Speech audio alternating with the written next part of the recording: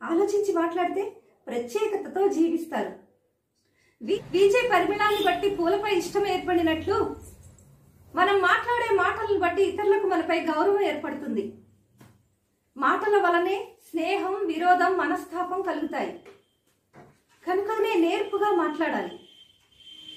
Watch your words.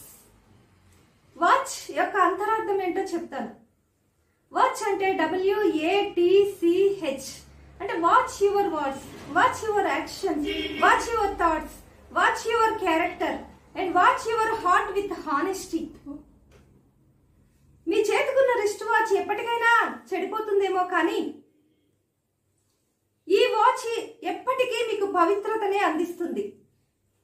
మన మాటలు ఈ వ్యాపారిలా ఒకరిని నొప్పించేవిగా ఉన్నాయా, లేదంటే గౌతమ బుద్ధుల్లా ఒకరి జీవితాన్ని నిలబెట్టేవిగా ఉన్నాయా పరిశీలించుకోవాలి.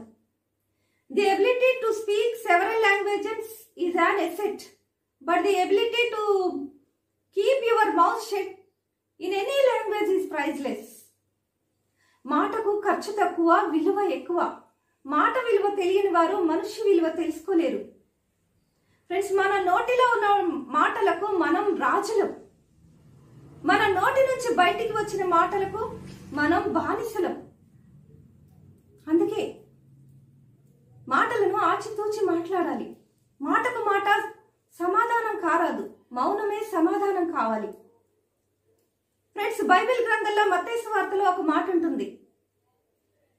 నీ సహోదరుణ్ణి చూసి వ్యర్థుడా అన్నవాడు మహాసభకు లోనగును, ద్రోహి అని చెప్పువాడు నరకాగ్నికి లోనగును అని.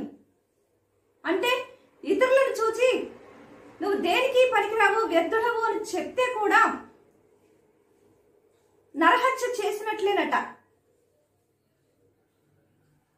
మరి మనం పలికే మాటల్లో ఆలోచించుకోవాలి.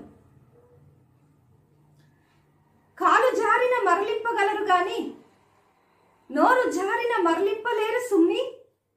నోరు జారినట్టే ఆ మానవులను రక్షసేయంగా దగునే ఈ పృథ్వీలోనా అన్నారు. అందుకే మనం పలికే చెడ్డ మాటలు ఇతరులలో ప్రవేశించి వారికి కూడా ఆవేశాన్ని తెప్పిస్తున్నాయి. మందర పలికిన చెడ్డ మాటలు విని కైగా అపకీర్తి పాలైంది కదా. Words and hearts are handled with care. For words when spoken and hearts when broken are the hardest things to repair. పైగా అతిగా మాట్లాడటం వల్ల అసత్యమాడే ప్రమాదము ఉంది. ఇతరులను నొప్పించే అవకాశము ఉంది. కనుకనే మన పూర్వీకులు మౌనవ్రతం పాటించేవారు. అతి భాష మతిహాని, మిత భాష అతిహాయి అన్నట్లుగా ఉండేవారు. ఎవరు ఎన్ని అన్నప్పటికీ మన మాటలను మనం అదుపులో పెట్టుకోవాలి. తక్కువగా మాట్లాడు, ఎక్కువగా పనిచేయి. 100 మాటలు చెప్పటం కంటే ఒక్కటి చేసి చూపించటం చాలు అన్నారు. అందుకే మన విలువ మన మాటల నిలకడను బట్టి తెలుస్తుంది. అందుకే మాటలను ఆచితూచి మాట్లాడాలి. మనం మాట్లాడే మాటల వలన ఇతరులలో మార్పు రావాలి. నొప్పింపక తానొవ్వక అన్నట్లుగా నేర్పుగా మాట్లాడాలి. Be careful your words. Once they are said they are only forgiven, not forgotten. So నొప్పింపక తానొవ్వక తప్పించుకు తిరుగువాడు ధన్యుడు సుమతి అన్నారు. ఫ్రెండ్స్, మనిషి తనకు తానుగా మారటమే మహనీయత.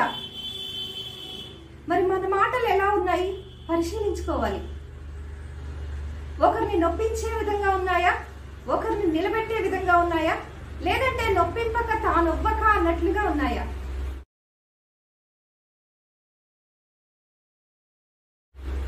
Watch your words and be careful with your words. Thank you very much. నా ఈ మాటలు కనుక మీకు నచ్చినట్లయితే లైక్ చేయండి, షేర్ చేయండి, కామెంట్ చేయండి. అండ్ నేను పెట్టే ప్రతి వీడియో మీరు చూడాలి అనుకుంటే సబ్స్క్రైబ్ చేయటం మర్చిపోకండి.